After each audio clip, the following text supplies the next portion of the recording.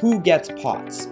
POTS can affect anyone really, but the majority of people that do get POTS are women of childbearing age, from puberty onwards. It is still fairly rare.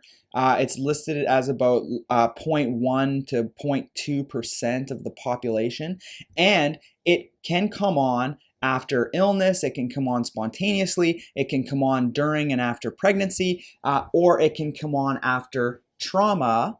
And in particular, one that is often cited is head trauma. So head trauma can be the inciting event to having POTS. There was a study that was done looking at POTS, and 11% of patients with POTS cited concussion as being the initiation of their POTS syndrome.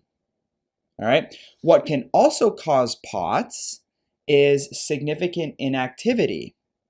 So what did we used to do with concussion patients? We used to tell them to lie around in a dark room and basically wait until their symptoms go away. Well, if inactivity causes POTS, how do we know how many of these cases weren't what we call iatrogenic, meaning the treatment we were giving them was actually the cause of the POTS that they now suffer from? This is why one of the reasons why we're taking a change in how we manage concussions, because exercise and being active in the early stages after concussion is actually more beneficial to your recovery, and this may be one protective reason why.